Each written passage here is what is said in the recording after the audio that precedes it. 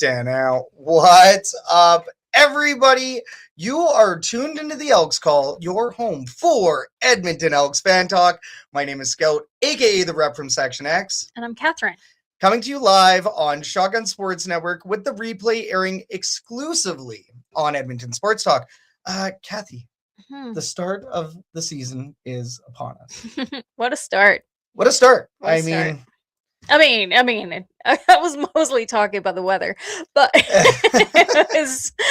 what a start. I mean, regular season in the CFL. We're going to see it this week. We're going to see an Elks game that means something this Saturday. So yeah, I'm excited. Excitement's in the air. Nobody's lost yet. Nobody is nobody has any reason to be pessimistic as of right now. So very exciting. We do have a very fun episode and season up ahead.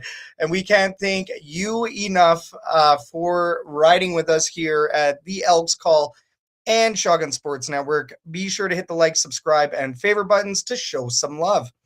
All right, let's go through the schedule. It is a little bit stacked today. We are going to open up with The More You Didn't Know, where we will chat with our guest. Next, we're going to give you Kathy's Herd Report, where we talk about the latest news and transactions from Double E Land. After that, we will have an Edmonton sports update, and then we're going to play some Green or Gold, our take on Hot or Not.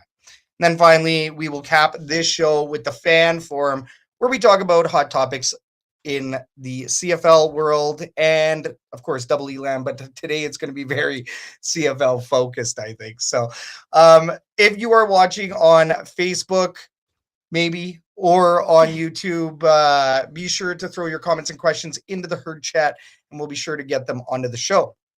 But let's get this rolling with The More You Didn't Know, where we have a chat with our special guest. This segment is brought to you by Royal Retros. If you like throwbacks, you will love Royal Retros. They're the throwback kings, and they have CFLPA merchandise, CFL-inspired jerseys, such as the one right behind me. Go check them out. We've been shopping with Royal Retros for years, and we hope you do too. That's royalretros.com. But without further ado, please welcome to the show former defensive lineman and current podcast and radio host, number 97 of the Double E. Ladies and gentlemen, it is Eddie Steele. Ooh, I like it. I like it. Good to be with you guys. How are you both tonight? Good, man. Are you over this dreary weather as well? Oh, I'm so over it. It's time for some sunshine. And it all started going back to the game last week at Clark with a little bit of a rain delay, and it hasn't stopped for a week straight, it feels like. But I'm ready for some sunshine. I'm ready for some Elks football, baby. Yes. Double E football, let's go. Edmonton Elks. I think that's why we're all here today. I'm very excited to have you on this show. Viewers, if you are watching live, once again, make sure you throw your comments and questions into the herd chat, and we will do our best to get them onto the show. All right, we're going to kind of tell the Eddie Steele story here in the first half of this interview. We like to ask all of our guests about their background in sports, and you grew up in Winnipeg, Manitoba, a city rich with sports and athletics. So what kind of started you on your sports journey? Yeah, I always was very passionate about football. I love the game. My parents didn't let me play at a young age, though. They didn't let me get into the game until I was 13 years old. And that was my first time ever playing football for the North Winnipeg Nomads. And what's really unique about that is I tell kids, you don't need to be playing at 6 years old to turn pro. I didn't start until I was a teenager, and it still worked out for me. So I always tell kids the more you can do, because I feel like the other sports helped attribute to my athleticism because you're more well-rounded. And look, you get to become friends with people from different sports too, which is cool. So I started playing ball at 13. My dad actually played a year of pro football for the Hamilton Tiger Cats. So it was kind of in my blood, you could say.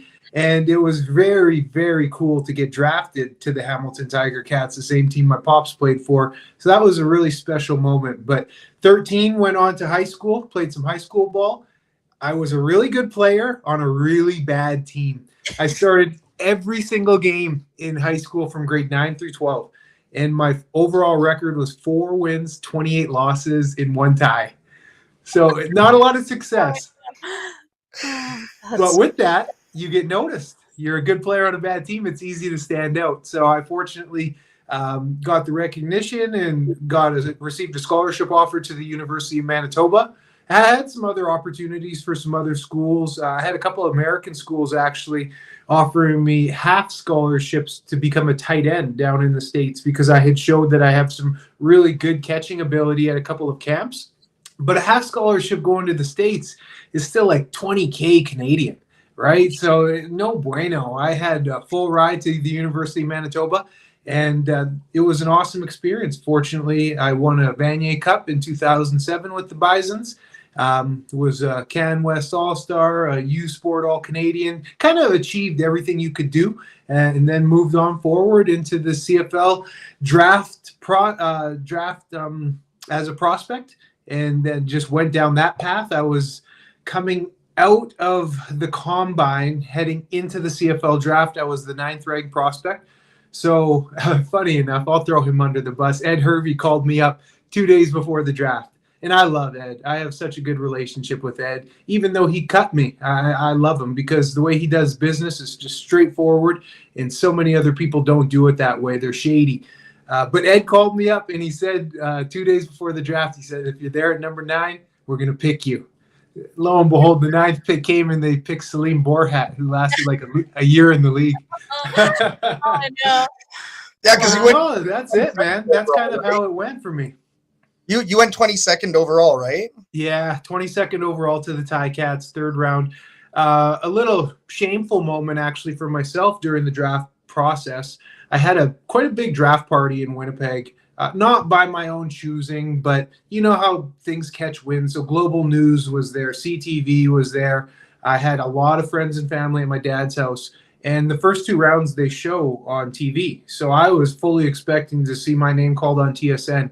The first 2 rounds came and went, didn't get called, and I really reacted poorly. Like it was quite an immature moment. I was pouty. I quite honestly acted like a baby. I went to the basement.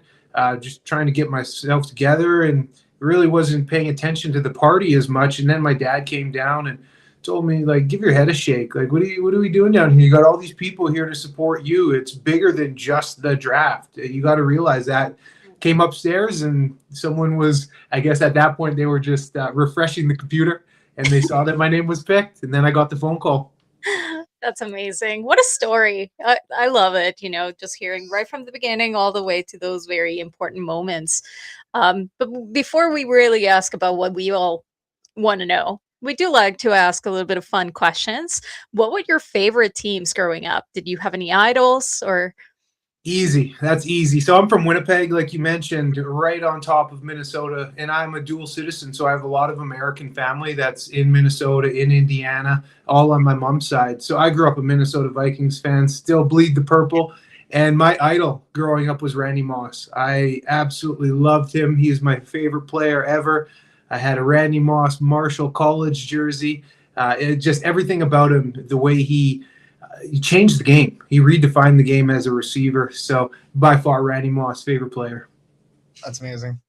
Yeah, I mean, Packers fans ourselves here, not just probably just because of the colors. Not there's a family thing on my side, I will say. You were probably brought into it, but yeah, I mean, Randy Moss, it's hard to deny that pedigree. I mean, what he did with his hands, his feet. He has a move named after him. I mean, he's a legacy player. Very good idol to have, right? Also better than just saying like the standard Warren Moon or something like that. Yeah. So even though Warren Moon was only there for a little bit. Yeah, I wanted to be a Randy Moss, but I got too big, man. Got too big. Well, and like D-line, right? We know what you did on that D-line. Like you said, right? You did get drafted by the Hamilton Tiger Cats, but then the Edmonton Eskimos, the then Eskimos, signed you in 2013 for what would become a fruitful stay with the Grey Cup championship in 2015. Now, I guess like as a player, when you guys get signed, things are a little bit different. It's not like you necessarily know the exact state of the team. So when you jumped on board in 2013, which we do know was a pretty brutal season for the Double E. Did you truthfully believe that the team had potential for a Grey Cup in a matter of like 3 years? Probably not. At that point, I was coming off of an injury, a significant knee injury. I tore my patella tendon in 2012. And it was so bad for a knee injury that they actually brought the ambulance onto the field. It happened in Commonwealth.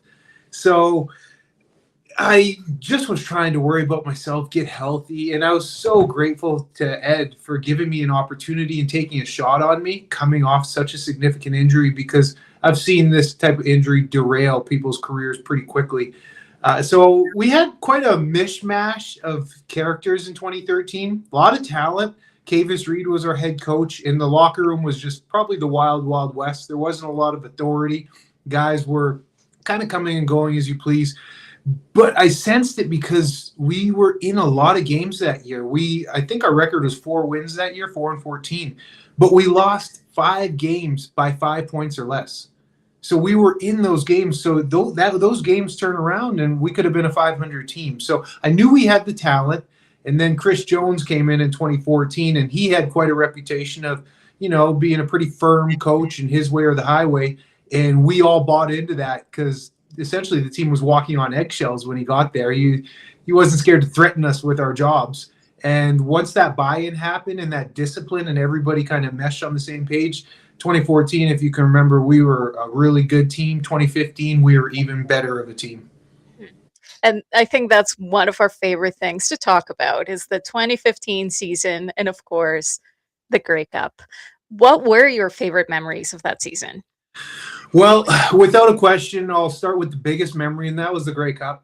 Being from Winnipeg, that game was in Winnipeg. Got to play it in front of all my friends, my family. The way it timed up in my career, because it's only in Winnipeg every 10, 12 years. So to have it time up that I got to play in it at my hometown, that was so special to me. Because I remember warming up, and you look up in the stands and you see old teachers and friends that you haven't seen since you were a kid, and everybody's calling your name. It was so cool. Other moments about that season that were really neat was I started 2 games at right guard. So in the 2 games were the Labor Day against Calgary and then the rematch. And Calgary had a pretty good defensive line. Micah Johnson, they had some players over there. Charleston Hughes, they were really good. But to go from your starting nose tackle position to then start 2 games in a row at right guard, then back to nose tackle, that's kind of unprecedented in pro sports. You don't ever see that. I don't know when the last time I saw a defensive lineman play right guard and actually not just in emergency, but actually start there. So that was really cool because I feel, humbly speaking, it's a testament to the ability I had, the smarts that I had to learn a whole new position in season and to go and put out some good tape. So that's something I'm really proud about. And also we won 10 straight games that year. Mike Riley got hurt early in the year, and we went on a huge run to finish the season, 10 straight games en route to winning the Grey Cup. So it was just a heck of a run we went on. Started in Fort McMurray. Loved seeing that season start in Fort McMurray. That preseason game, started with Michael Riley and Darian Durant in that first quarter, I believe. And that was really, that was the beginning of an amazing season for the Double E. So all the way to Winnipeg, right? My hometown to your hometown, oddly enough. So it's. I didn't know that, brother. I didn't know that. From Fort McMurray, Alberta, 18 years, born and raised. And so it was one of those cool things, right? As a fan to see the season start that way, you as a player to kind of finish off a poetic season, even for yourself, right? And something that we do hear a lot, kind of going back to your point of where the roster was at 2014 to 2015, not much had changed over that time period. So would you be able to attest to that? Absolutely. There was so much continuity, maybe 1 or 2 pieces added, but it was essentially the same team. And then how crazy is it? You go in and you have a dominant team a couple years in a row, win a Grey Cup, and then boof, coaching staff gone. I firmly believe had that staff have stayed, we would have been competing for a couple more Grey Cups together. Yeah, I could see that. Winning does crazy things to a roster. I mean, yeah. Okay, but talking about winning, how much different was it winning a Grey Cup versus a Vanier Cup? Oh, that's a really good question. The Grey Cup was better for me, for sure, just because it's the highest stage, right, in pro football. I mean, of course, outside of the Super Bowl. But it just was, I contributed more. I was a starter. I was well established, had my position on the defensive line and had an impact in the CFL. So that's why I would say that. But then the Vanier was really cool too, because I was a 19-year-old. Our team in University of Manitoba back then, the rules were a lot different.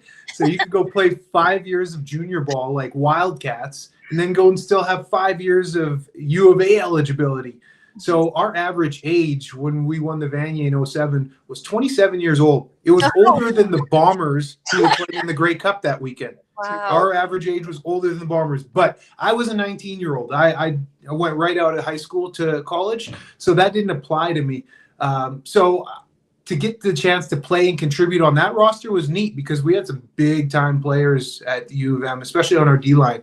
But yet I still was able to get in and contribute and play my 20 plays in the Vanier. So it was neat, but the Grey Cup certainly was a level above for multiple reasons, and one of them being in Winnipeg, of course. And I mean, heard the legends about that Vanier Cup team. I mean, even here at U of A, I recall seeing you amongst some of the other former champions, the 2015 Grey Cup team. Saw you guys watching that U of A game, and even just for U of A to go on a Hardy Cup run. We don't talk about it very often. Same deal for U of M, right? The Bisons don't go on that kind of run like extremely often, and especially getting the championship. That's you're immortalized, much like 2015 Double E. So to be able to have a Vanier ring and a Grey Cup ring, I think I don't know exactly how many players are out there that hold that exact same acumen, but it's special. You're absolutely right. It's a cool little bragging point because it is a finite club. Not a lot of guys have both, the Vanier and the Grey Cup. I've played with a lot of teammates who have multiple Grey Cups, right? But they don't have the one at each level. So it does kind of put you in an exclusive club. Pretty special. I love it. Yeah, just like Memorial Cup and having the Memorial Cup and the Stanley Cup as well. It's you only have so many chances to do it once. That's the real, man. And so I got to one Grey Cup, and lucky enough, we won it that year. I know many guys who have gotten to multiple. They have nothing to show for it. Yeah. But then I know many guys who have been like backup special teamers, and they, like I say, got 3 or 4 Grey Cups. It's quite amazing how it works out. When you get there, you got to capitalize. Oh, totally. Now, you did have many years in this league. In 2017, the Double E released you after, and then of course after a 2-year stint with the Riders, you began life after football. And I mean, I like to talk about this subject because, the alumni members that we talk to usually have a different response here. But what was it like to go from athlete to alum? Yeah, it's challenging, man. That transition for a lot of football players, but athletes in general, it can be a struggle. The stats are real. I got to witness it firsthand. 80% of football players within their first year of retiring broke or divorced. Those types of stats, the stats with addiction and how guys fall into those types of traps. It's so interesting because football it has to become your identity, especially to last long in the pros and have a solid career. Now, football isn't our identity in life, though. It's just what we do. But guys get so wrapped up in it, and then when it's pulled out from you, you don't know who you are. And so many guys are left struggling, trying to find themselves. And I fortunately had my dad in my corner who really harped on me from a young age that there is more to life than just football. We all have a shelf life. You've got to prepare for life after. So I started working the job I'm doing now currently in the off seasons of football while I was still playing. So I started in the off season of 2016. So I had a couple of off seasons of sales work under my belt. So I got to get familiarized. And so the transition was that much smoother. And I do quite a bit of reflecting and just thinking of how everything has gone since I've retired after 2018. And I'm one of the rare few that, has, I'm not going to say thrive, because guys thrive all the time, but like I'm in such a good place. I get to live my dream in terms of still stay involved with the media stuff I do on the radio and Elksnation. My sales job has grown now, so I have a lot of flexibility. So I can play a lot of golf in the summer and things like that. So life is better now than it ever was when I played football, I tell people. That's awesome. And you know what? That's very smart, because Yeah. at the end of the day, the reality is that football isn't forever.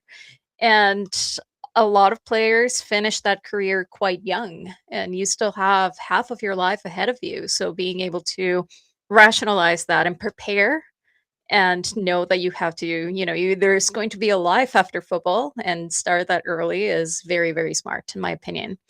But after, we've seen that a lot, especially with a lot of other 2015 Grey Cup champions, that they stayed at Edmonton, just as you did. So why Edmonton? Opportunity. There is so much opportunity in Edmonton. It helps when you win, right? You solidify yourself in the community. So that goes a long way. But again, it's the doors that have opened and the opportunity and the people. I really find Edmonton similar to Winnipeg, way more beautiful landscape, but the people, right? It's easy to get by, right? You can put your head down, work, and you can have a pretty comfortable lifestyle. And again, it's just the doors that have opened for me. I'm shocked with where my life has gone actually since I've retired, and just the media world, speaking engagements, different organizations I've been able to get involved with. It's been quite wonderful. So in short, the opportunity that Edmonton provides, and I am such an advocate. I love Edmonton. I love Alberta. I'm such an advocate for the city. That's awesome. No, and I mean, not only have you simply stuck around here in town, you've jumped on board with Sports 1440 and Elksnation. I don't think you're going to hear those two words very often on EST. So this is a little mashup here. It's all love. Me and the EST, we all love each other. It's all love between us. It's all love. But Elksnation, let's talk about that for a moment. How did that come to fruition? Yeah, that kind of, I'm sure a lot of people are familiar with Oilers Nation and what they do in terms of their coverage. The Elks had kind of reached out to them. So there's a bit of a partnership there in terms of that. So it allows us to, get some exclusive interviews with some players, get some film content and things like that. And honestly, you guys know where this team has been. And it's all about trying exactly what you guys are doing. And I've been following you guys for a long time. And I'm proud that I get to be on here because you guys are doing a good job. It's all about generating that content and trying to get younger generations involved, right? That's what we are all trying to do. We're all on the same mission. They have lost their way over the course of the past 5-6 years. And we're just trying to, just like what you guys are doing, we're just trying to generate the positivity, get some momentum going, get eyes and ears on the product. And that's quite honestly what the goal is with Elks Nation, is just trying to generate more interest, try and get these butts in Commonwealth, man. Exactly. No, as we say, we're all trying to build a bigger pie. Nobody's trying to take a piece of the pie. No. And thrilled to see you guys go on board. I mean, that's why we named ourselves the way we did, because I don't want to be confusing with anything that may come down the pipe later. And definitely don't want to confuse with the Nation Network and everything that you guys have built over there. It's great to see what Elks Nation has done. Love to see more Elks content out there in general. And it's great to see, too, I think what's interesting is, we're good friends with the Turf District as well. I think we all kind of know where we're at in terms of podcasts. We didn't play football. We don't have that kind of insight. So if you want that kind of insight, you can go over to Elks Nation, where they can hear you talk with Declan and break plays down and, get that kind of coverage. Our friends over at the Turf District, they've been holding it down for well over 10 years now. And they have their fan base there, maybe going more so for the traditional fans, but they also rope some new fans in too. And, we're kind of like in between, right? We're not exactly the spring chickens or anything like that anymore, but, still also trying to bring fan-sided coverage. So, I mean, like, it's great to see what everybody's doing. It's always great to build that bigger pie. And thrilled to see you guys be so successful over there, and of course to see you having fun with it as well. And honestly, if I may, man, we're all on the same team. There is no competing. There is none of it. We're all on the same team trying to do the same thing. We're pulling on the same rope at the end of the day. Exactly. Yeah. No. That's like you say, that's the number one goal. Get more butts to that Butts in the stadium, get more the butts seats, in the and seats. watching this team succeed. But we do have a couple of really fun questions that we like to ask, especially players and ex-players. Bringing you back to the old days when you were playing for the Double E, what would we find on Eddie Steele's game day playlist? Oh, it would be a variety. There would be some, hardcore rap, Tupac and stuff like that. But then there'll be some rock stuff that's just like headbanging. So it's a variety.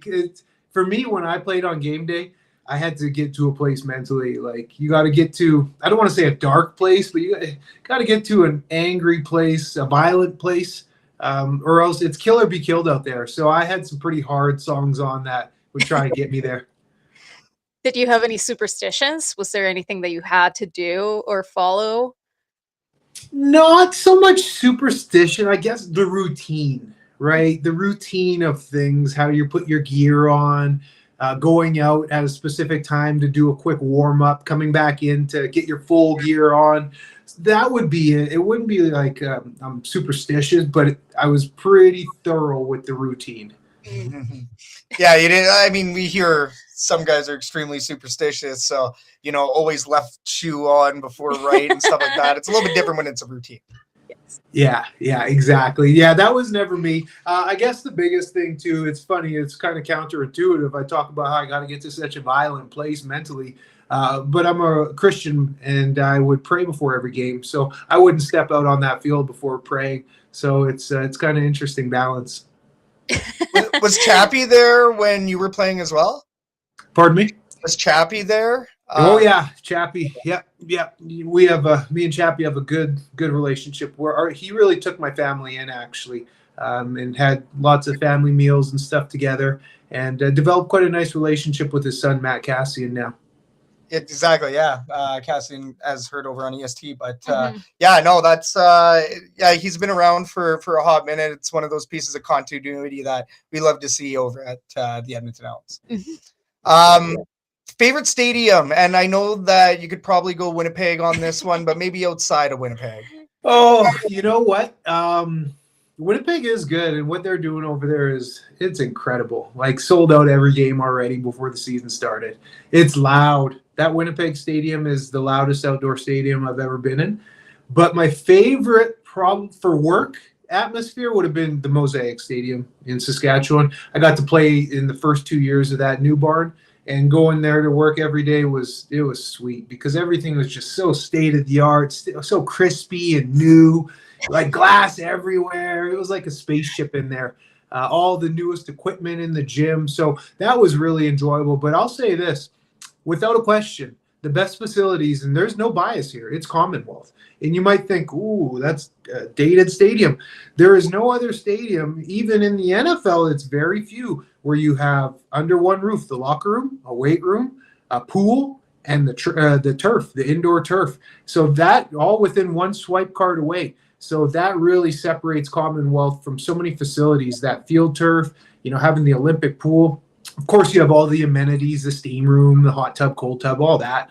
But to have the ability to go and use all those types of amenities in the facility, it's pretty sweet, man. So then I got to ask, what do you think of the new potential dome plans that Chris Morris was talking about the other day? Yeah, I think that's going to be good over Clark there because it's going to, again, provide some inner city youth with some opportunity as the drop-in center. It'll give guys another area to work out just in a bigger space because the field turf inside Commonwealth there, it's only 50 yards. It's not huge, but it'll give guys a chance to do some longer running and stuff. And then you can open it up to other sports, right? And they'll probably rent it out to soccer and generate some income that way too. So I like the idea. I really do. And it's right on brand with the Thompsons and with what they, their history and what they brought to the table.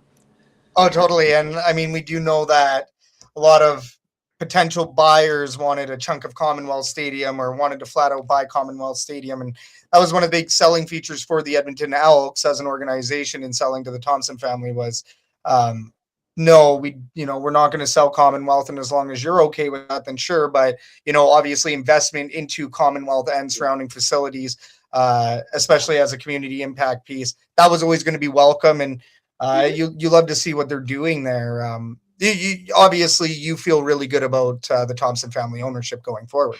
Yeah, I really do. I got to meet Larry a few times and loved where his mind was at and the vision. And I believe that the family and the organization will carry that forward.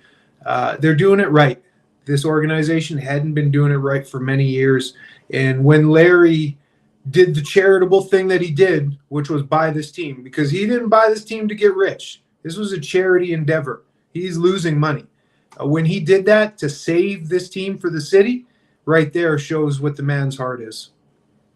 Beautiful. Yeah. And you are right. It's also great to see now how the community is also responding even just to that sentiment. Obviously, people want to see wins. Hopefully, we're going to see wins. We will let you go here right away. Do got to ask, speaking of wins, where do you think this team's at this year? I am very optimistic. I really am. I think that this team is going to be extremely competitive. They'll be upper middle of the pack. I think that they could finish as high as maybe even third in the league overall record-wise.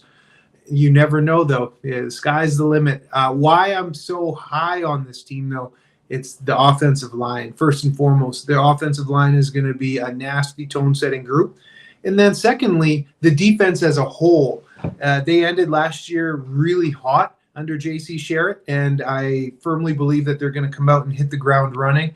Now, I will say I want to see the D-line. I got to feel them a bit more, got to feel their impact throughout the season, but I'm really excited for this defense. It's very exciting. I mean, we are a couple days away from our first official game, Edmonton Elks game, and I know that Malik Carney is bringing the heat out here. Like you said, that entire O-line is bringing the heat out there. Still some question marks, and of course, there are some early injuries, which we'll talk about in a bit once we let you go. But Kathy, do you want to take last question? Yeah, just one last question. What piece of advice would you give to athletes transitioning to life after football? Oh, that is a really good question. That's a really good question. There is going to be battles and challenges, without a question. You have to stay true and work hard, do the things that got you there to become, we'll talk CFL players right now. There's a lot of discipline. You don't just wake up and become a pro athlete. You have to be able to sacrifice, put the work in, put the time in to shape your craft, shape yourself, be in the gym. Nutrition usually is a big aspect. So there's a lot of discipline that goes into it. Take that discipline, harness that discipline, and put it towards something else in your life. You don't only have to be an athlete. You can use that discipline and apply it to anything in life, and you will have success. I will say, humbly speaking, becoming a pro athlete is the pinnacle. You're in the 1%. So it takes a certain edge up here to get there. Apply that to what else you do in life, and you will have success.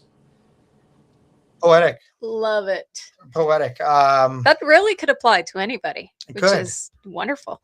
It really can. We all have it. We all have it. And the reality is we all go through the same crap in life. We're all going to face obstacles. We're all going to face ups and downs. How do you respond? Are you going to let those downs keep you down, or are you going to continue to push forward? And I can tell you what, in my training, in my pro career, there's a lot of downs, getting past injuries, getting cut. There's a lot of downs. Just making a team in training camp is hard. So you got to be able to battle through. You got to persevere. Eddie Steele, your story is all about that. I mean, you battled through injury, you battled through cuts, and you've made a solid career for yourself. Double E champion, 2015, game day baby in the Her Chat does say Eddie is E all the way. Yeah, man. I mean, this is a fantastic combo. I wish I could ask you 50 more questions. However, we only scheduled you for 30, and we do have a lot of other Double E to talk about. But what I'll say is we'll definitely be sure to have you on again in the future. Mhm. So we have so much more we want to ask you about. But where can our viewers and listeners find you online? Yeah, absolutely. Pretty active on Twitter. Honestly, I forget my name. Eddie Steele 97. Eddie Steele _97, I believe. Usually just type in Eddie Steele. Instagram. That's about it for socials. And then, of course, Elks Nation. You can catch me there, and you can tune in Sports 1440 Monday, Fridays. I co-host the morning show, 7 to 9 a.m. there. So yeah, you can catch me all over. For some reason, don't tell them, but I keep tricking, I keep fooling them into thinking I know something about sports. Hey man, whether you actually do or it's fake it till you make it, either way, it works. It works. You're It's doing working. great. So, like you said, right? That's Sports 1440, Elks Nation, and all over the socials. Eddie, we can't thank you enough for joining us tonight, man, and spending your time with us. Fantastic convo. Like I said, we're gonna have to have you back on one of these days, and really, really appreciate it.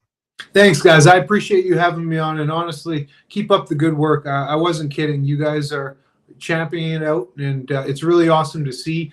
And like I say, we're all on that same team, so appreciate it, guys. Pulling that same rope. Thank you so much once again, and we hope you have yourself an amazing night, and much love and continued success. Thanks. Cheers, man. Have a great night. And that was number 97, Eddie Steele, former Eskimo, Double E legend, Grey Cup champion, 2015 Grey Cup champion. What a chat. That was great. That was awesome. That was awesome. That's how I know that it was a good chat, because we keep track of little things that we can clip and put into little reels, and I'm like, I'm running out of space to put them because Reels there's everywhere. so many really good points. Yeah. So that was lovely. That was great. So good. So good. Yeah, really, really thankful. Thank you so much once again, Eddie, for joining us for that interview. And a big shout out to the viewers, the listeners, everybody that is rocking with us. This is the Elks Call. We are the Elks Herd. Be sure to give a like, subscribe, and favorite, and all of that stuff. Yeah, we have a lot more to talk about. Yes. I'm just thinking about the answers. That's it's tough. It's tough. It was a really, really good combo. Okay, Kathy's Herd Report. Yeah, let's talk about it. This is Kathy's Herd Report, where we talk recent news, transactions, and everything else. Today's Herd Report is brought to you by. I wish I had sirens like the wee challenger approaching. We have a new partner coming soon with a 20% discount for our viewers and listeners. We aren't going to tell you just yet because that's going to be, it's a secret. We are going to be bringing you a new deal on our network. So stay tuned to our next episode of the Elks Call, which will not be next week, but the week after, because we have a bye. But for this week, we do have a game recap to go through and then a preview. Talk about it. Let's talk about the game. Okay, first of all, what a game. What a game. What a game. It was beautiful. How much did you like going to Clark for a game? That was one of the most fun. That was one of the most fun games I've ever been to. Yeah, I'll say even with that. the rain, even with the rain delay, I feel like that added a little bit to the whole thing. I mean, I'm glad that it stopped, even though, stopping with the rain just led to winds, which led to being cold. Before the game, I went to the team store to buy shorts because it was too hot. Crazy. And then you were too cold near the end of the game. It was too cold. Like that, you never know this weather here in Edmonton. We live in Edmonton. Expect Edmonton weather, which is weather you can't expect. I know. You go through all 4 seasons in one day. So you better be prepared for it all. But yeah, no, that was a really cool game. Regardless of the result and the final score, it was really a game to remember for sure. But let's talk about it. Let's break it down. First quarter, the Elks opened the game with a little bit of rhythm. It wasn't bad. It was a good start. You had some quick timing throws from Cody Fajardo. There were some strong early touches for Brandon O'Leary Orange. Am I saying that right? O'Leary Orange, yeah, number 6. Orange. And of course, burst of energy from Justin Rankin really early in the game, that 19-yard run. Yeah. Definitely one of the most, the more explosive plays that we really saw. Well, I mean, this was a good quarter. This was the quarter that we needed to see out of the start. Yes, but I mean, you also started to see some of the very recurring issues that we see with the Double E that we have seen before in previous seasons, which is not being able to finish drives. Yeah. Right. So we did have a promising march to the Calgary 5 that ended in a turnover on downs. It could have easily turned the momentum the other way, but defensively, Edmonton delivered a standout moment when Brinkman, Jared Brinkman, recorded a clean, powerful sack. He ate. He did. Let's go, Brinkman. Let's go, Jared. The Elks punch through for a touchdown by Cole Snyder. Yeah. With a successful comfort. Which is what we needed to see. Of course. I mean, we went in, that was a good start. It was a good start. Even though there were a couple of issues there, it was a strong start. Now, was this the one where they tried like 5 times to get it in, or was that later on? I think that was in the second quarter. Okay. I'm pretty sure that was with Taylor Powell. Yeah, maybe there were a few ones that we were. I can't remember because I know that they were struggling to get it into the end zone. Right. I feel like that was in the first quarter. But I feel like that was throughout the whole game. Yeah. Fair.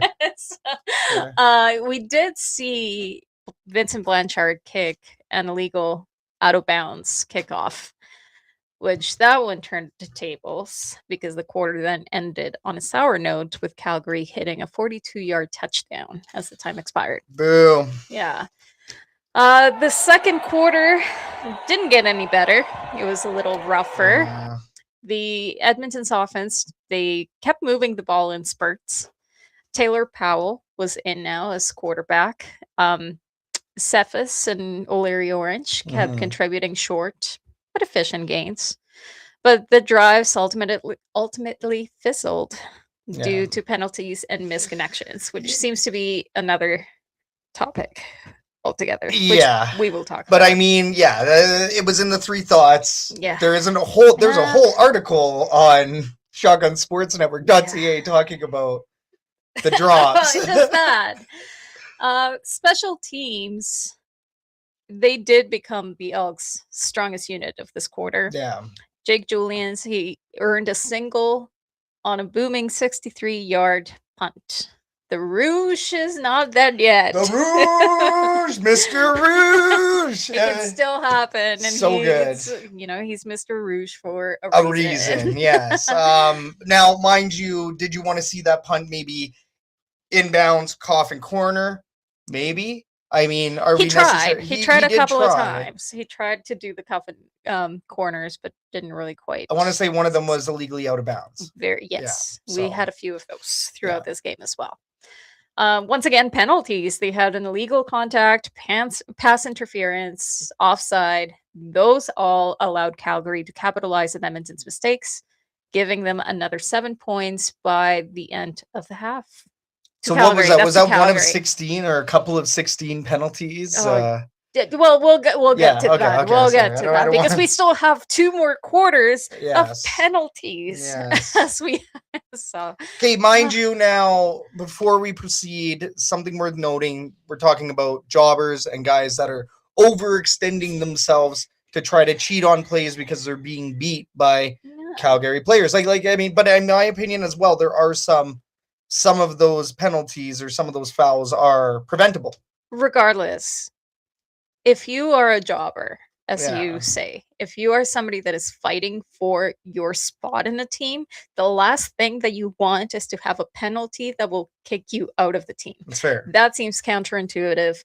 That seems like it shouldn't happen, right? It doesn't matter if you're a rookie. I do agree. A penalty can get you kicked out of the team, especially in preseason. Which some of these might have cost jobs. Exactly. Yeah. And I'm pretty sure they did. We will go through the release list. So you are fiery about this. Because it's dumb. Hate this. Anyways, the third quarter, that was probably Edmonton's most consistent stretch. And they only had 3 points in this quarter. Sean Derek Powell, he became the heartbeat of the offense. He had multiple strong runs, receptions that kept the drives alive. We had Zach Zabrowski as quarterback. CC Top, Zach Zabrowski. He contributed with short, efficient completions. One to Kettle, Yeah, some to Benjamin Victor, yeah. Sean Dirk Powell. These all helped Edmonton repeatedly cross midfield. Well, and I mean Carter Kettle. Yeah, This game solidified his spot on it the did. team, He right? tried. I think he had a couple of misconnections, but even then, it was still a good show for. Well, no, I believe the stat is 2 for 2 from what I saw. Uh-oh. It might have been 2 for 2, but there was one major play that was negated in the fourth quarter. So let's talk about the it one. Yeah. Well, because of a penalty. Defensively, the Elks produced some key plays. We had Ladarius Tennyson's forced fumble, Yeah, and special teams added points with Blanchard's 47-yard field goal. Although we won't count it because he missed a field goal right after. he did have a missed field goal. Yeah, So, he it's went like, 1 come for on. 2 on the day. And of course, sacks and penalties once again Mhm. stalled Edmonton's drives. Going into the fourth quarter, it opened strong. Mm. Zabrowski hit Benjamin Victor and OJ Hilaire on back-to-back completions. Powell powered back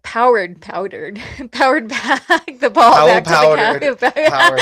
Why would you do this to yourself? Powell powered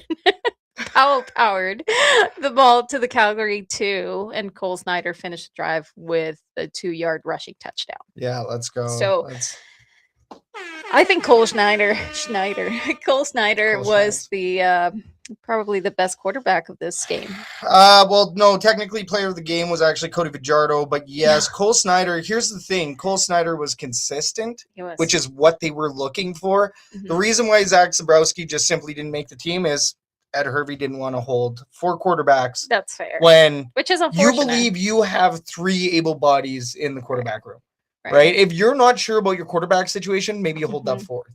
Yeah. But we're sure about the quarterback situation here. Zach Zabrowski was brought on last year. He did spend some time with the team late last year.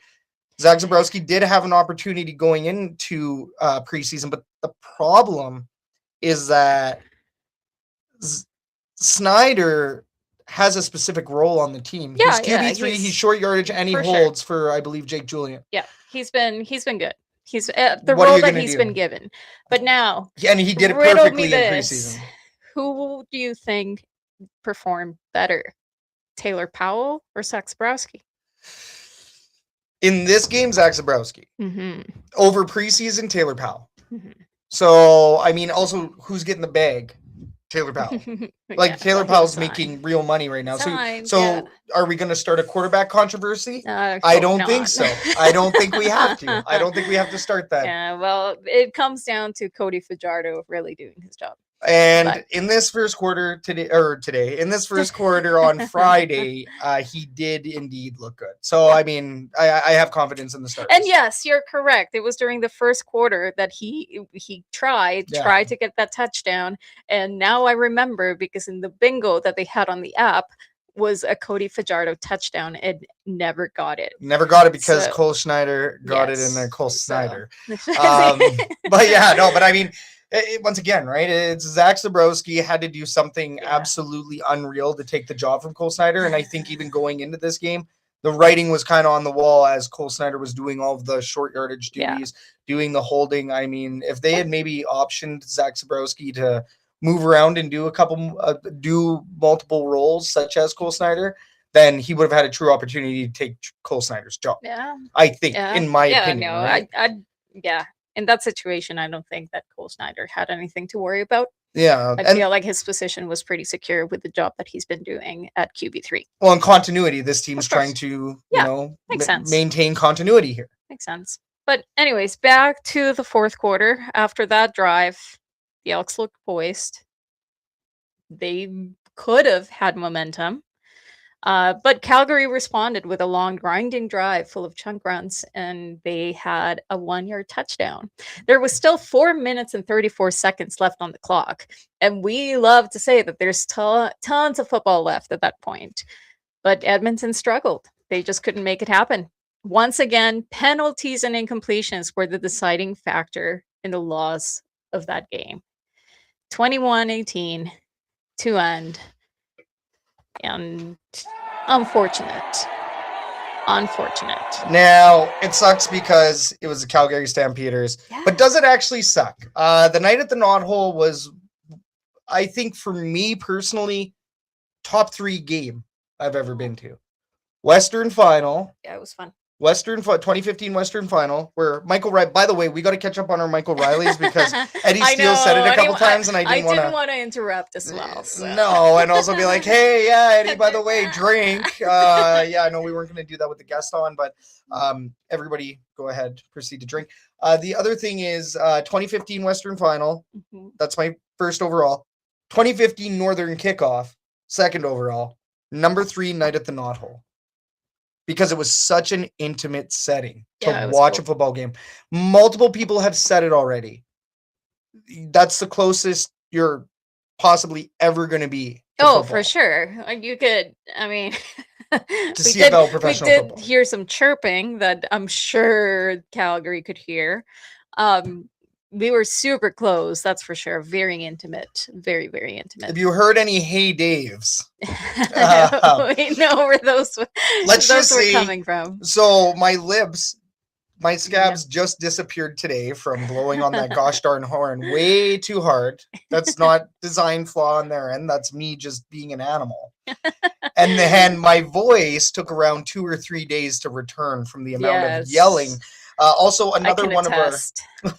Yes, you can. And then one of our other friends of the herd was giving it to Diedrich Mills, yelling at him, and Diedrich Mills was buying it. Like he's right in there chirping back to him. And I see the guy, and I'm like, "Oh, hey man, what are you doing over here? What are you doing yelling at him?" He's like, "I hate these guys," and just proceeded to give it to Diedrich Mills. I was like, "Wow, that's is either Diedrich Mills or was somebody else, but either way, it was good." I think it started with a TH, but no, I thought it was either Willis or Mills, but I didn't have my glasses on, and I thought it was Diedrich Mills. So I don't know. Sure. I could be wrong, but you're sure. Pretty well. I don't know. Look at player stats. Diedrich Mills was there. Yes, I know it's Diedrich Mills. Anyways, moving right along. Let's talk about the worst parts of this game. Well, we know what the worst parts were. Penalties and red zone execution. So I believe it's 15 penalties for 164 yards. Can we get some confirmation? 16 for 154. 16 for 154. Yeah. Gross. 154 yards. That's a field and a half given up. Now, to contrast that, 12 Calgary penalties for 103 yards. I mean, that's not any better, but not much better at all. But I will say the Edmonton Elks still gave up an extra 51 yards, an extra half of field. So that's a brutal stat. Giveaways, I believe the Edmonton Elks had one. Yeah, and Calgary had that fumble, so that's a good one. So that kind of cancels out. Red zone, that's the one that we knew. They just couldn't make it through. They just couldn't push it through. Turnover on downs. Quite a few of those. Well, no, I think there was only one turnover on down, and that was that play in that first quarter when they could have went for it. They could have. They could have went for the first down, but instead they went for a touchdown, and Calgary got possession. So, I mean, I think that's Mark Killam just gambling. He doesn't have the biggest playbook at that time. I think what everybody also needs to remember is that the playbook isn't massive in preseason. It's very vanilla. It's very cookie cutter. They're not focused on the other team. They're not scouting the other team. They're focused on what they have internally. And, you know, if anything special happens, it's probably a sandbox play. Yeah, we'll see. We'll see. I mean, clearly, and I think that's the most frustrating part is that we know that these are the issues that the Elks have struggled with for years. Like when we go back to, and I know it's preseason, and I know it's the rookies. I know. But at the end of the day, is mistakes that shouldn't happen. And I already said my case for the penalties of why they shouldn't have happened in this game. Because now these are players that are fighting for their job. You would figure that would be the time that they decide to play the cleanest and actually give some results because they want to stay. So an interesting stat for the entire preseason on penalties is 13.5 on average per game. for something like 130.5. Or let me. No, I am dying on the phone scenario, so I'm not going to be pulling that, but it's around there. If you do want the exact stat, once again, go to shotgunsportsnetwork.ca and check out our latest game recap article. But we do lay it out there. It's like 131.5 or something on average between the two games. So here's the thing. If we are seeing this in regular season, this is an indicator of an issue with the coaching regime. The discipline is lacking. Fix it. Like you have to fix this stat. Yeah. I'll be happy if we see even 6 penalties. Let's say 6 penalties. I mean, I think it depends on the type of penalty too. Yeah, right? I mean, there are some that they can just sometimes they can't be avoided. Pyramiding in the fourth quarter. I didn't even know that was a thing. It's a thing, and it's because in America, sometimes you can do the pyramid scheme and stack up, right? But it's a safety concern. Yes. Maybe it's in college or whatever, right? I don't know exactly. I do not follow CFB that closely. But what I will say is that's a dumb penalty to take. And apparently they talked about it that day. So, I mean, they talked about it earlier. Don't do this. Sounds like my 8-year-old. I tell him not to do that. And then he goes and does it. Or me. But yeah, I mean, that was frustrating. There are positives from this game, though. And what I will say is, A, it was only preseason. B, that first quarter gave us the looks we needed to see as EE fans. You want to see this team perform right out the gate.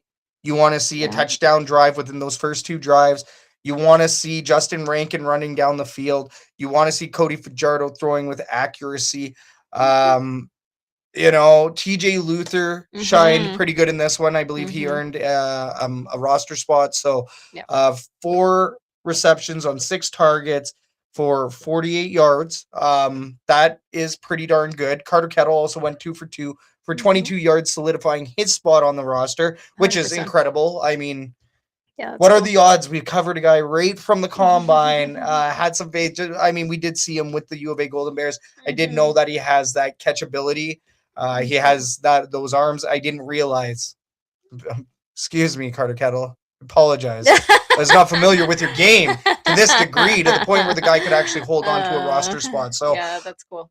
It really awesome. Great story. You love that. I'll be following his career for sure. Great to see Noah Curtis out there playing football. That's going to be like a first for me. Like seeing a young player coming from university within the same area, local talent, and if he actually makes a name for himself, whether it is in the EE or within the league, that's pretty cool. Like, I know it happens a lot. Jake Taylor, right? Jake Taylor was on the team there, came up through the U of A Golden Bears. Unfortunately, not currently with the team, I don't think, although I could be wrong.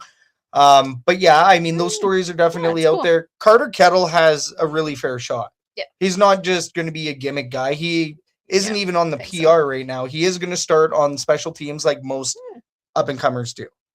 Cool. So that's a big one now. All right. Also... Okay, yeah, how about we talk about the transactions? There's a lot. Because we got to talk about the cuts. There's a lot. Including Donald Bashir's son. Let's talk about it. There's a lot. Yeah. Okay. Let's get through this giant list of releases. Rashawn Baker. Dang. Wow. He didn't, but Sean Derek Powell did better. He did. Crazy. I was not expecting that. So yeah, American running back, Rashawn Baker. American defensive back, Travion Blaylock. I don't think I recognize that name. National linebacker, Jackson Brashear. Donald Bashir's son. Dang. That guy, and he had a good hit too, but he was also a penalty generator. Oh. Unfortunately. See? Penalties. My point. American defensive back, Javon Bird. American offensive lineman, Eric Cade. American wide receiver, Jalen Calhoun. So Jalen Calhoun is an interesting case. Tough to say what happened here. I did see him walk away from the turf earlier in training camp. Between game 1 and game 2. Don't know what happened. Don't know. I'm not going to speculate on it because that's not what we do here. And don't need the Edmonton Elks calling and being like, hey, what are you talking about? What you doing? So we're just gonna say we don't know what happened, and we honestly don't. Yeah, Not gonna we don't. speculate, but it sucks because he's been with this team for over a year, right? So or around a year. So he had really good promise. He's made some great catches in preseason last year, end of the season last year, and preseason this year. But unfortunately, there are better wide receivers, and as they say, your best ability is your availability. So who knows? Yeah, who knows? American offensive lineman Mark Evans II was also released. American wide receiver Julian Hicks. American wide receiver Keyshawn Johnson. So Keyshawn Johnson, unfortunately, had a drop or two in that game. Yes. He was a big target in that second half, and unfortunately didn't have the hands to make it through. Yeah. It'd take anything during those games.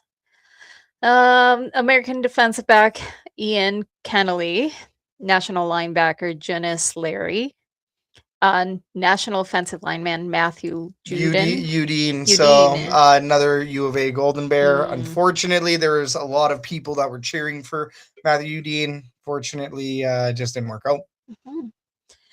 American wide receiver Justin McGriff, national offensive lineman Jackson Morgan, American linebacker Jaden Pearson, national offensive lineman Domenico Piazza, American defensive lineman PJ Thompson, American wide receiver Benjamin Victor.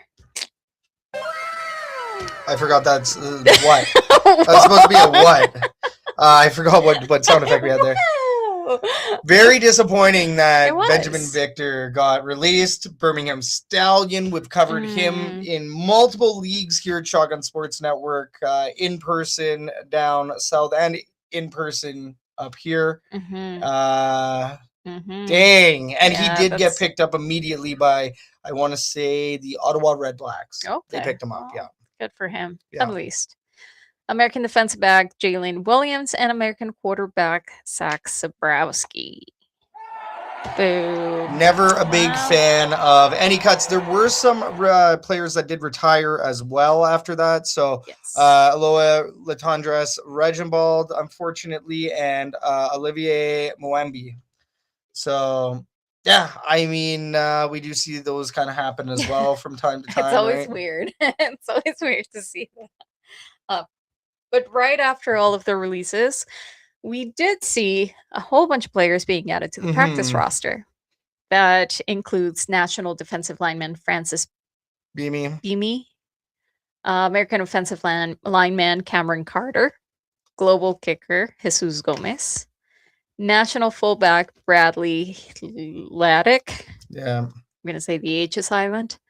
American wide receiver OJ Hilaire. So glad he's still on the team. Of course. Global defensive lineman Richard Juvenier. American defensive back Jaron Joseph. American defensive tackle Gavin Meyer. National offensive lineman Chris Pashula. American running back Shanderick Powell. American defensive back Therese Reed. And American defensive back Ladarius Tennyson. Yeah, and I mean, for the most part, these guys have made plays in training camp. I do recall seeing a Therese Reed play or two being over at Clark. Jesus Gomez, I will say from what I saw in training camp, he really, really struggles with the onside kick drill. So there's some accuracy that he has to work on up here in this league. But the fact that he made the practice roster, really happy about that. Also adds a little bit of pressure to Vincent Blanchard. If Vincent Blanchard can't perform, he has to. And I think Jesus does have some really good, he has a really good leg on him, as we saw in that BC game. So if we have to bring him in, I don't see there being any issues there. Yeah. Well, it's always good having a backup. Yeah, always good. We've been in that situation. We're like, oh, what happens? What happens if? Well, and also consider this: the Double E haven't had a proper, consistent kicker. Yeah. Since Sean White, really. Like, that's a long time ago. Like, think about it: Sergio Castillo, who had a bad year, Boris Beattie had a bad year. Yeah. Vincent Blanchard, okay year last year. Like, I mean, this is the first time I think we're seeing a kicker in two years back to back. Yeah. And I forget who the other kickers were, but yeah, it's been a little bit of a revolving door. Oh, Dean Faithful was our kicker. you. Yeah. Dean Dean Faithful, the Faithful. Queen Faithful. Yeah, it's good. I'm like, why are you waving like the Queen? Oh yes, Dean Faithful. Thank you. How could you forget? Yes. He's also crushing it right now in Paris. He's having a good time. So I have seen. good for Dean Faithful. Shout out Dean Faithful. We'll have him on the show. He's an alum. We'll get him on the show. We should. And lastly, there was one more transaction. National defense back to Sean Blackburn Let's go. was added to the practice roster. Double E. Former Golden Bear. Former Golden Bear. Now a double E. Double E have picked up another good one. To Sean Blackburn. I want to say, where was he? I want to say Winnipeg. Maybe he was in Winnipeg or Argonauts. No, he's with one of those two clubs, but T-Sean Blackburn. I think Argonauts. He was with the Argonauts, I want to say. Okay. So, yeah, I mean, really special. Great to have some more green and gold added to the green and gold. Won't say no. Of course. But, yeah, let's talk about injuries. There have been a few players that have been placed on a 6-game injury list. So early, like the season hasn't even started. Yeah, let's talk about the six game list first. Oh my gosh, Brandon Barlow with an Achilles issue. Darian Newell also with an Achilles issue. Both of those guys are out for the season. Brad Boyko with a hand issue. Well, now we know what's going to happen there with center. Ben Sangmua. So yeah, with a knee issue, and then Silas Hubert. Yeah, unfortunately, with the ribs issue. So, and then kind of looking at the actual injury report out of those guys. Obviously, we know those guys are on the 6 game. Yeah. But Cordell Jackson, we don't know if he's going to be playing in this game this weekend, which we certainly hope. Joe Robustelli looks like he will not be playing at all this weekend so far. Noah Taylor is also a player that is on the fence. He's on the bubble right now to be playing in this game this weekend. So, Joe Robustelli, we do have Canadian depth at wide receiver. So, that might be a softer blow than, say, a Cordell Jackson. Yeah. Who is your we starting definitely corners. don't. Did he play? No. No? Oh no, he did. Yes. At the Night at the Knothole, he did play, but he went down. Remember? That was with the head injury that we were looking. Yeah. That we were thinking that he had, right? So yeah, that he went down. We did see that he walked away, but we figured that he'd be gone for concussion protocol or something. Yeah, that's kind of what it's looking like right now, right? So we'll see. Poor guy. That's rough. Well, what's next? Saturday, June 6th at 5 p.m. against Ottawa. Ottawa REDBLACKS. I don't know what the name of the stadium is, so. TD Place. Okay, that one. TD Place. Yeah, I mean, this will be a fun one this weekend. It's tough to say because the Ottawa REDBLACKS are going through a bit of a rebuild. They're going through a top end and a bit of a bottom end rebuild as well. Coaching staff all refreshed. Bob Dice is no longer coaching. It's now Ryan Dinwiddie. So I believe with Sean Burke as the GM. Yeah, I mean, they do have a bit of a different look this year, even on the turf. The bottom end, as we're saying, Jake Mayer is starting, former Calgary Stampeders starting quarterback. He was with the Saskatchewan Roughriders, I want to say, last year as backup. This year, he's now starting for the Ottawa REDBLACKS, has taken that job from Drew Brown. We were asking, and I believe I was asking on Shots from the Hip or another show on Shotgun Sports Network. I'd made the comment, like, what is even going on in Ottawa? Do they even have a quarterback? And they're like, oh, well, did you forget about Drew Brown? I'm like, no, but I don't really see that guy as a starter. Right. Jake Mayer, I will admit, is more of a starter than Drew Brown. So it'll be interesting, right? I do think that they're going to look a lot like Elks as of 2 years ago or maybe even last year, right? If anything, yeah, maybe 2 years ago, except who knows? Maybe they have a quarterback controversy. See if Drew Brown can get back up there into starting. See if Jake Mayer just grabs it and runs with it. Yeah. He's got great targets too, and Geno Lewis and some other guys. Niles Morgan is over there.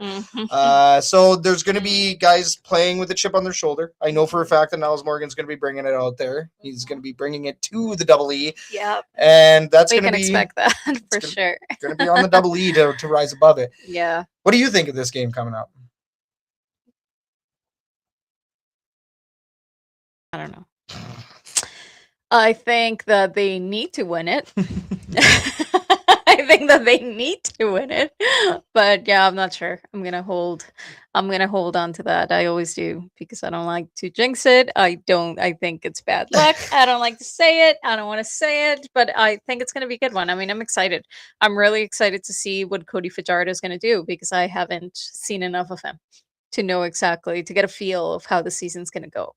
I want to see how he interacts with some of the wide receivers, what kind of connection. Austin Mack. I was just going to say that. I want to see that Cody Fajardo to Austin Mack. That's what I keep hearing. I want to see it.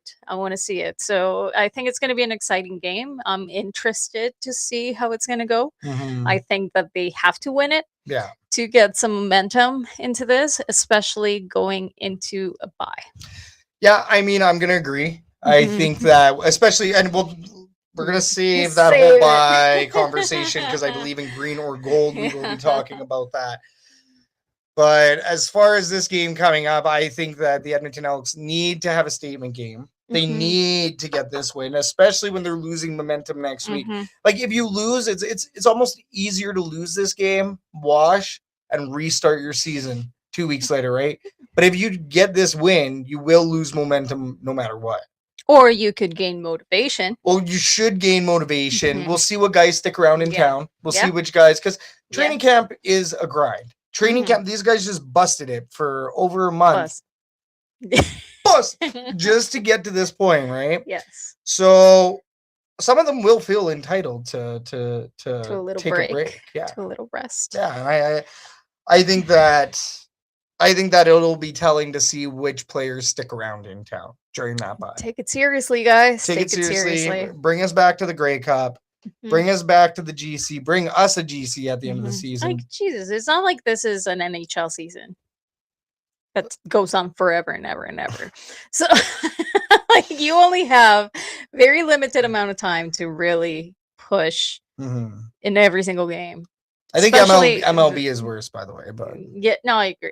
Yeah, I agree. Yeah. That also goes on forever. But but we don't watch every single game. So not every single it doesn't feel like it goes on forever. Go Jason.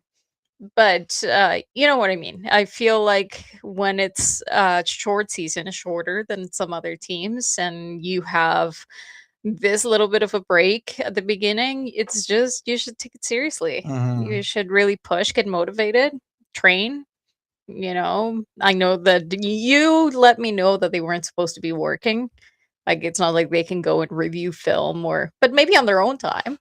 No, on their own time they're allowed to go do whatever, but they cannot use facilities in that exact same way. Right. You can't be out there on Commonwealth turf just busting it. Or talking to the coach or talking to anybody to go over plays. Sure, I thought that they would be able to. If they do, it's definitely off-site, but you can't use the facilities in that way. Yeah. Like, yeah, I mean, I will train, like maybe review on your own. But they can use like their own like the private gym that they've built there. Yeah. I think they can use maybe that to work out and condition themselves because that's part of the gig. Yeah. But no, you can't be doing any work. They're also athletes, so I get it. I mean, for us, if we take a week off from the gym, it's like starting from scratch. For athletes, not quite. For us, taking a week at the gym does a lot more damage these days than taking a week off. So hashtag out of shape, baby. Yeah. All right. Exciting one. You know what? Let's just start it simple this year, and we are gonna write these down now. So I'm saying a 23-17 win. I feel like that's a really common score. I'm gonna deviate from the 23s and the 17s this year. Okay. And the 20s. Except for today. Except for today. We're gonna start clean slate. 23-17 Elks win prediction against the Ottawa REDBLACKS. Remember, this is Ottawa REDBLACKS in their house, and they are very hungry for a win. So this isn't gonna come easy for the Double E. If they do win, it's a 23-17. If they do you lose, remember when Ottawa REDBLACKS game was an easy win, or should have been an easy win? Things have changed a little bit. Things have changed a little bit. Yeah, I mean, they gotta fight for it.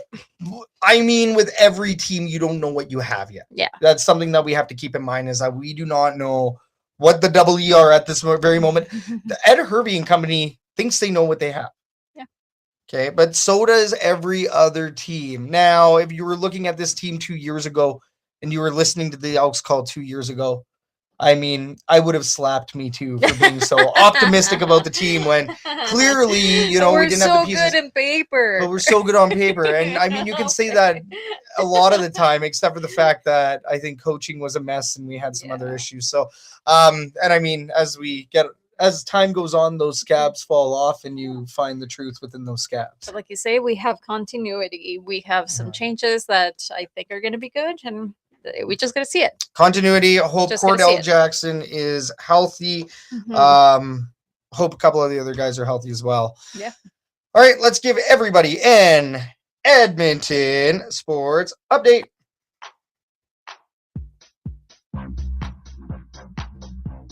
Oh. Stand by. We had it right there. Rocking off of 1%. All righty.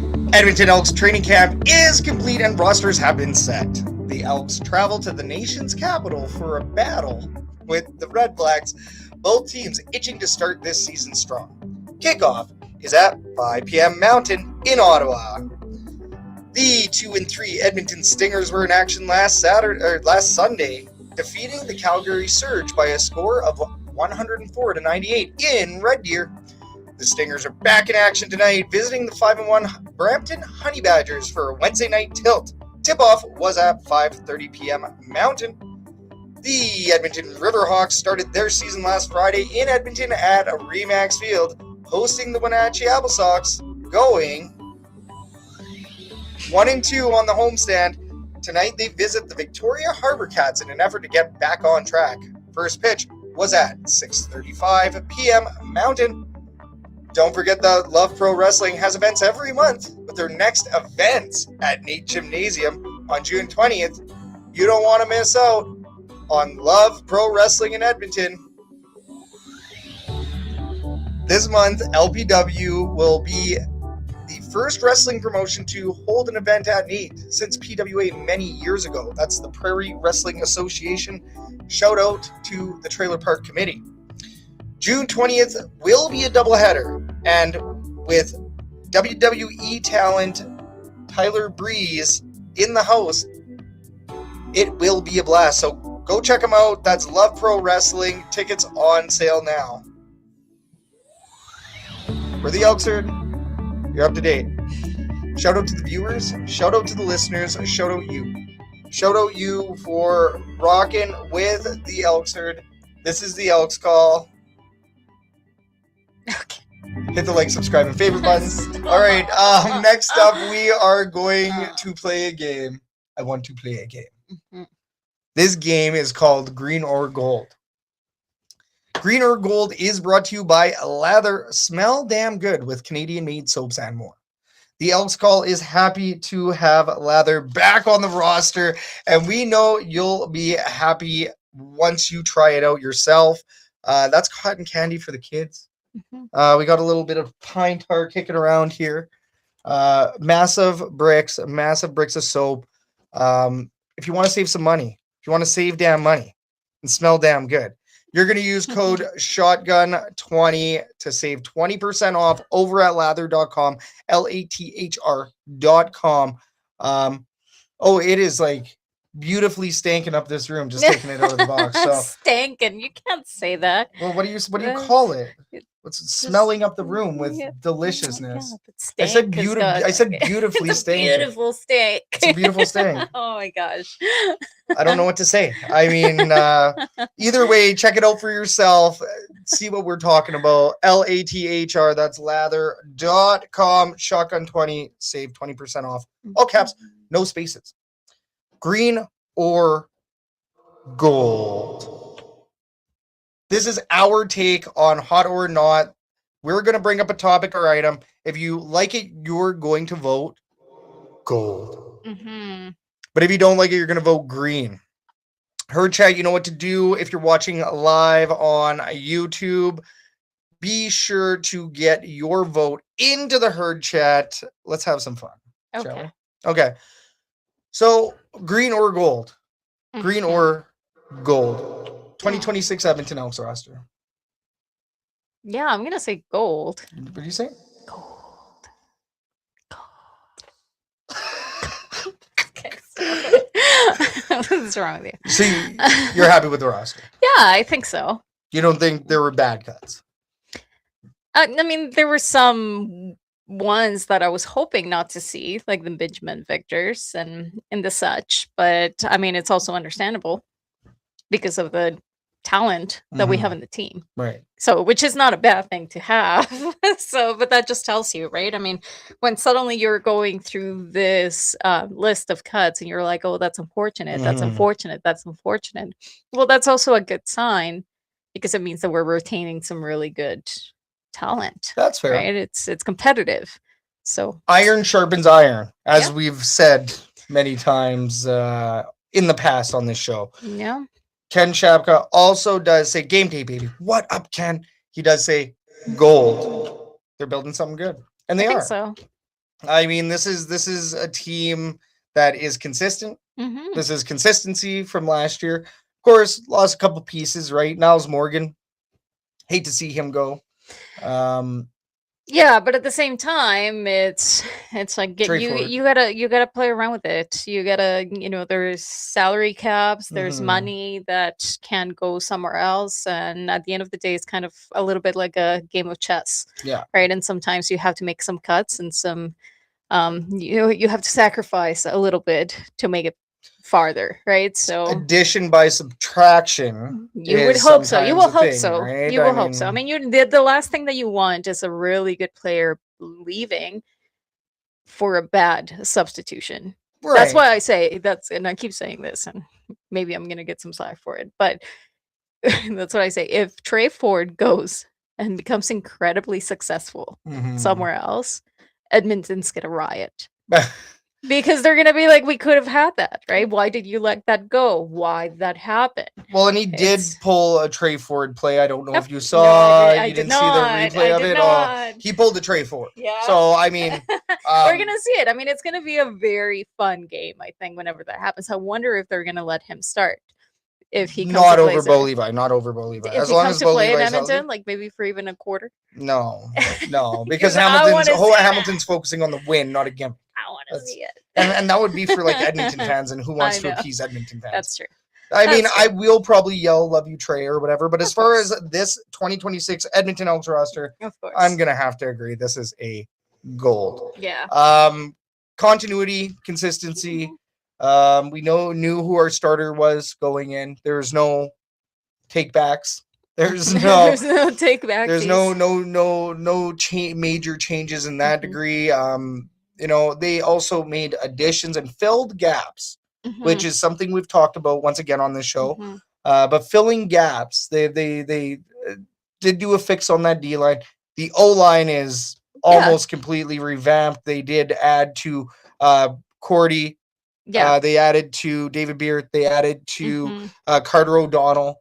Yeah. Martez Ivy's gone. And that's, I'm really watching the O-line. Yeah. Because if that's one thing that we have seen in the past years that was lacking a little bit, especially Mhm. with the type of, quarterback that we had that obviously wanted to step out of the pocket. The one thing that we want is an O-line that will be able to cover Cody Fajardo for him to be able to make the plays. And Cody Fajardo sits in the pocket. of course, Right? Like he does. ideally, I mean, he does run, but No, He's a ideally, drop back. He's more of a drop back quarterback, or sit in the pocket and make the Yeah. play, get it out quick. Yeah, but quick you release want with an accuracy. O-line that will cover him enough for him to be able to do that. So that's definitely one piece that I'm going to be watching. Mm-hmm. Especially because I'm not like a 100% sold on Fajardo. Yeah. But so we'll see. Yeah, that's actually a good question. I don't know how much Fajardo actually drops back. I'll check into that, because whenever I see him play, he is quick in the pocket, and when the pocket breaks down, he rolls out. Mm-hmm. So I mean, Yeah, we'll but see. does he truly drop back? Is he truly a drop Not back? Mike Riley kind of. Michael Riley type of. Michael, sorry, Michael. My apologies. Everybody drink. And second question is green or gold second week bye for the Elks. Is it a green or is it a gold? Green. Green, you don't like it? No. You don't like it at all? Nope. Okay. No, it's too early. What the hell? Like, I get it. Well, right now it's because of the circumstances. Mhm. It's FIFA. Right. We know that's why it is. Well, Yeah, we know that's why it is. Well, okay, so that grass is in there right now, but I believe they can just rip it off and the turf is underneath. I know, but how long is that going to take? Shouldn't Right? take a I week, mean, I it know. shouldn't take a week, but you never know. You With never these know. conversions, it might be a bigger job than we think. Well, look at how long it's taking to add 20,000 seats to BMO. That's okay. That's a way bigger task. That's okay. But I mean, we know that that's probably why. It was because of FIFA and what happened with the stadium, and conversions was just going Yeah. to take a little too long, and they needed to take that bye week. Well, too also, early in I the think season. the schedule might have been set up that way too, just in case Edmonton did have Perhaps. I mean, the FIFA World yeah. Cup, right? Yeah, let's blame soccer. But anyways, I just don't.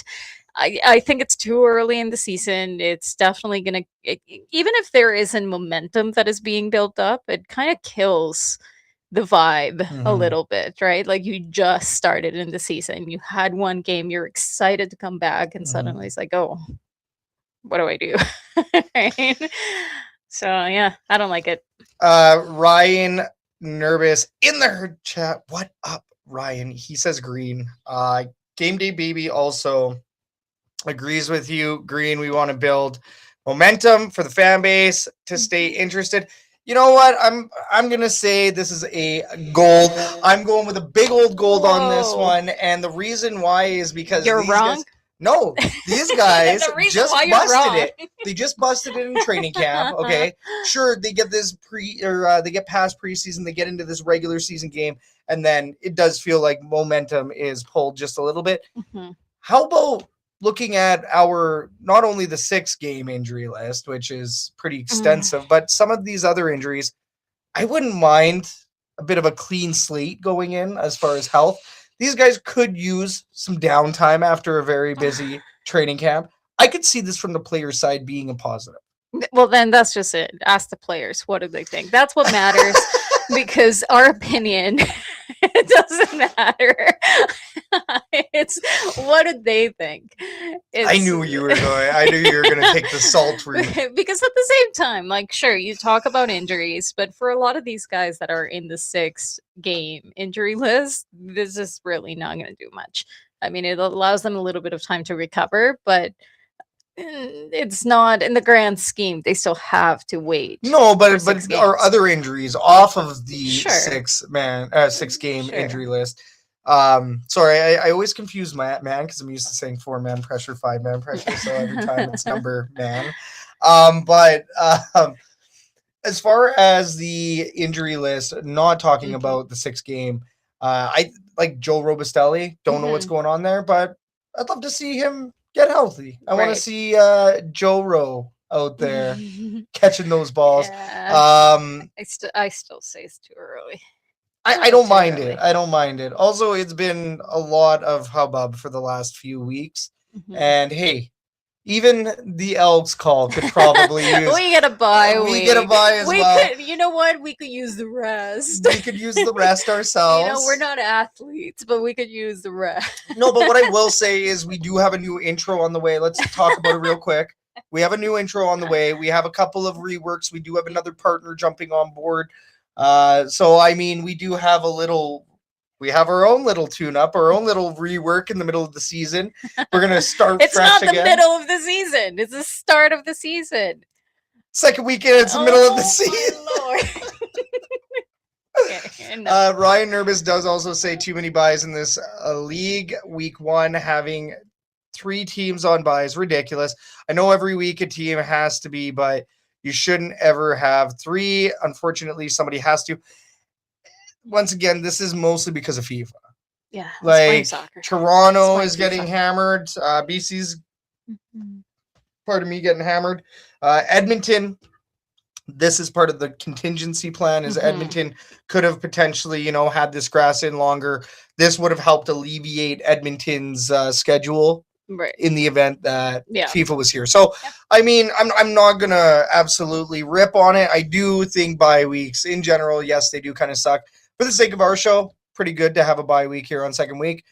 For everybody that's been eating, sleeping, breathing CFL football, especially preseason. I think fans that are hardcore about preseason, such as myself, yeah, I mean, I don't mind it. At the same time, like for the double E, like, yeah, it could also mean health, a little bit more health for them, an opportunity to, if they do lose the game, they have an opportunity to also get a fresh start and restart their season that 2 weeks later. So I see the positives in it. The glass is half full. I thought you were going to say greener on the other side. The glass is greener on the other I side. thought that's where you were going. The grass is half full. Let's move on to our last segment. Move on. Let's we move gotta on. go to bed. We do, but having a blast with everybody. Once again, big thanks to everybody that's tuning in to the Elks Call right now. Hit that like, subscribe, favorite buttons. Much love. We see you jumping on the stream, and it's always a blast, especially when we have more fans on board, because this is our final segment. This is where everybody can throw their opinions into the herd chat and have some great discourse with us. Let's open it up. Let's open up the fan forum. This fan forum is brought to you by the Argos Fancast. Join Clay, Will, and Sir Doug as they give you the latest from Argos land right here on this network, Shotgun Sports. All right, in this segment, we will talk about the hottest topics surrounding the Edmonton Elks and the CFL world as a whole. Like we said, herd chat for the last time tonight. Let's get those comments and questions into the herd chat, and we will get them onto the show. This fan forum is officially open. Question number 1. CFL has launched their fantasy platform this last week, with many users finding glitches and extended wait times amongst other issues. What do we think? Was this launch rushed? And what do you think the CFL could have done better with the fantasy platform? Well, I'm definitely the wrong person to ask because I have no idea. I didn't log in.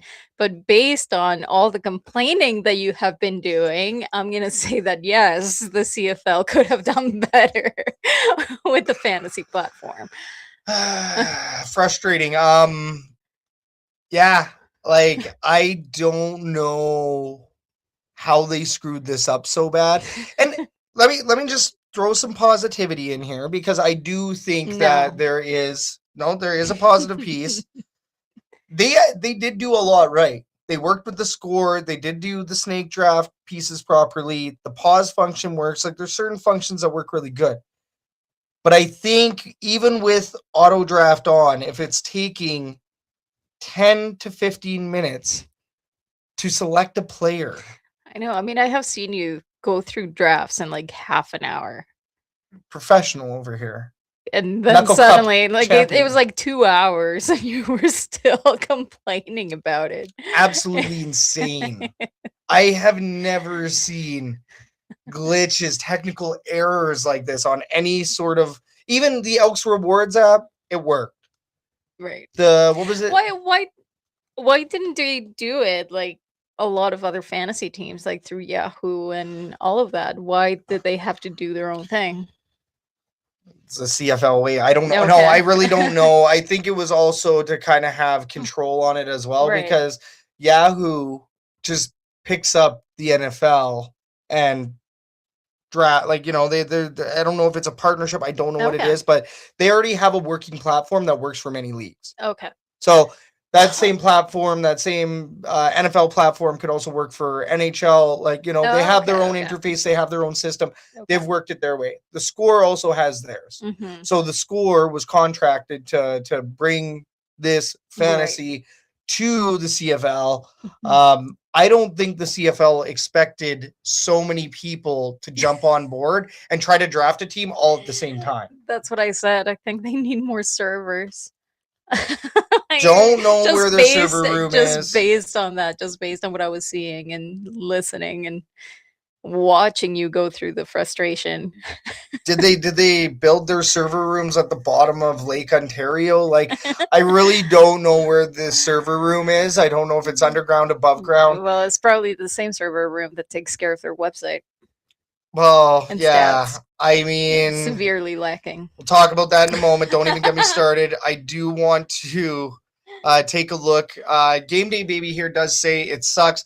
Not like they have a lot of other drafts to learn from over many years. Let's give Ken a little applause because you are correct, Ken. Well, fantasy, it's such a big thing of football. Like, What in itself. It's it's a massive thing. They made an entire freaking show about it. Fantasy football. The league, yes. And how dare you expect a low like a low what is it, a low if there's one thing that people love to do is gamble.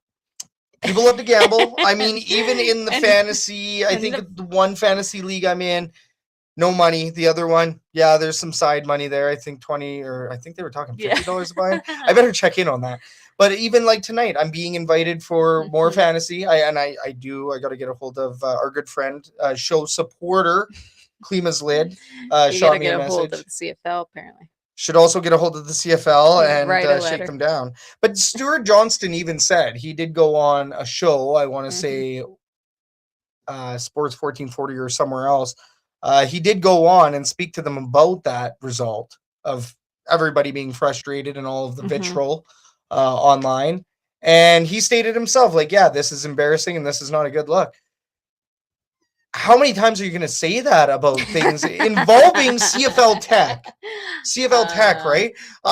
Let's talk about the second point here. The CFL has also announced that their app will be launched in June? No. July? No. August? No. September. Fans have noted that the CFL app has been offline for a considerable amount of time.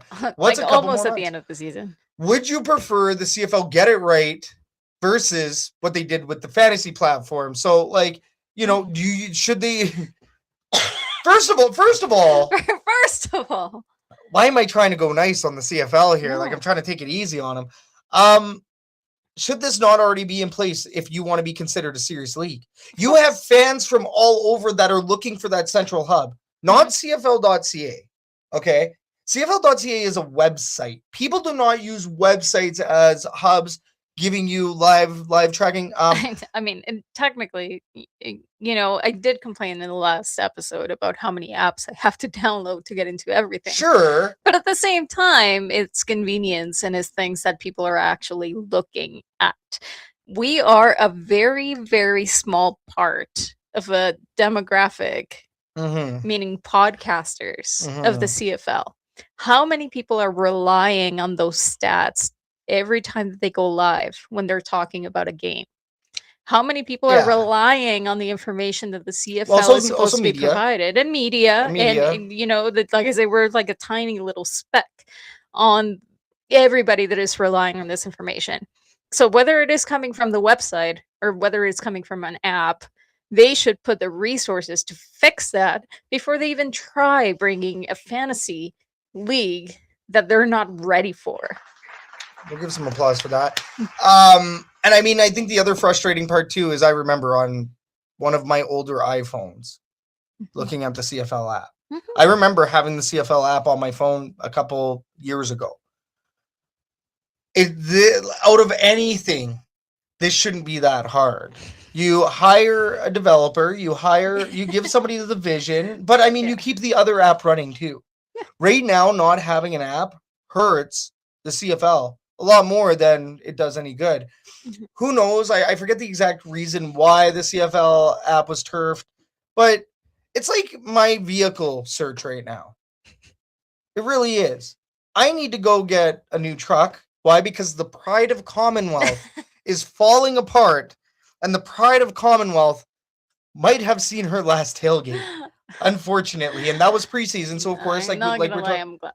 You're like, same deal with Lather. I know. We know, Catherine. There are certain things. Barely holding on. Constantly wondering if we were gonna make it to the game. We will always make it to the game in the Pride of Commonwealth, but I'm not gonna sell my truck, get rid of the Pride of Commonwealth, the heavy Chevy. We're not gonna get rid of it before we go get the other truck. We're gonna go get the other truck, and then we're gonna go get rid of the old truck. I'm gonna go buy this truck and replace. CFL, let's just delete this app. Delete it off, like the entire existence off of the app stores, and let's not make an app for another year or two. What? Like I said, this is supposed to be a central hub. They're talking about casting this wider net. I've just talked about it for a week between CBC, our show, everywhere else. You're trying to cast a wider net with this DAZN deal. Right. But fix your app, infrastructure The first. app is a piece that connects everybody to the product. Yeah. This is a free means to connect your viewers, your future viewers, potential viewers, all of that. Yeah, check out the CFL.ca app for all your latest scores. That's what it's there for. And even the Budweiser Red Light app gives me score updates, but you're not getting like any of that for the CFL unless it's, say, Google. Right. And Google shouldn't be giving you your updates. You should be getting that off of the official. Well, at the end of the day, what is it? What was their argument that you can just go to the website like CFL.ca? Well, there's no argument. They want to revamp the app, but they've decided to can it everywhere, and it's been down for over a year. Yeah, like. Not just fix that. I feel like they should have really fixed a lot of the infrastructure that they have and put more resources into things that are actually needed. And not saying that fantasy is not needed. I mean, that's one way of creating more engagement for the league. I mean, it is a smart thing to do, especially if there wasn't something that was established for that purpose. But fantasy without an app, fantasy without an app. That's just it. It's what I mean. Infrastructure. Get your building blocks together and working properly before you add on to it with servers that don't even work properly. Well, here's another thing to consider, okay? When I go play NFL fantasy, don't do much NHL fantasy anymore, but NFL fantasy, let's say, I go use Yahoo or Sleeper. I re-download that Sleeper app like every year. Got to clear up space, and yep, here we go. Another fantasy league is back. Re-download Sleeper, right? I go download the app. Right now, everybody in CFL land is playing their fantasy, their weekly fantasy, there's no daily fantasy, but their weekly fantasy, and then their season-long fantasy. They're going to gamezone.cfl.ca to make their picks, to change their team. And of course, the pick'em game as well. So all of these games right now, which should be on an app, which should be on the CFL app, instead, people are going to the gosh darn website on their internet browser to get this done.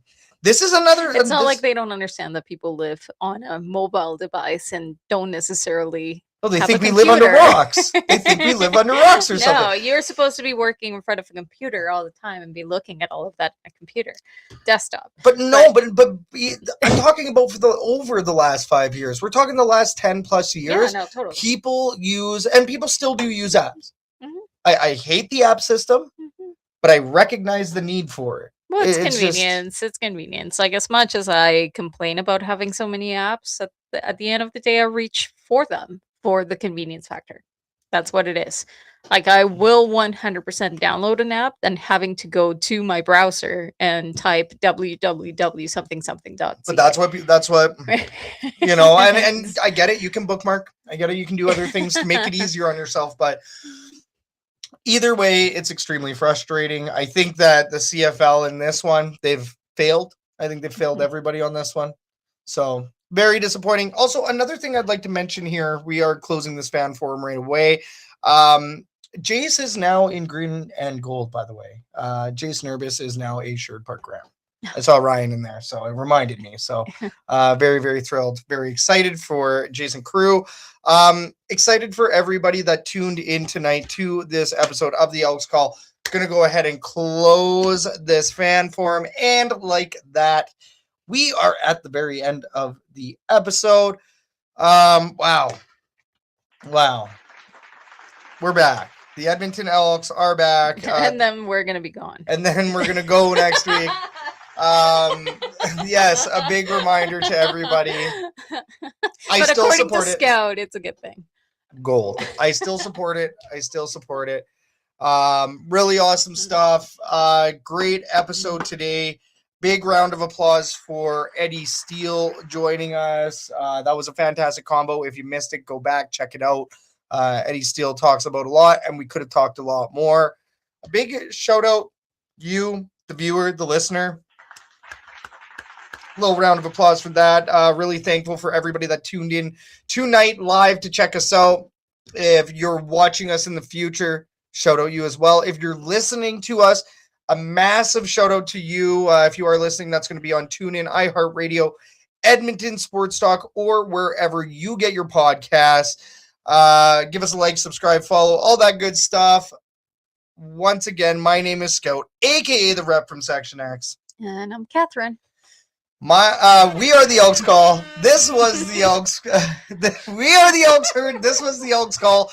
We're a little backwards, and we'll make sure we need a bye week. We need a bye week. We will be on that bye week next week, but we will check everybody the following Wednesday, 2 Wednesdays from now, for another lovely episode of the Elks Call. Cheers, everybody. See you again soon. Have a good night.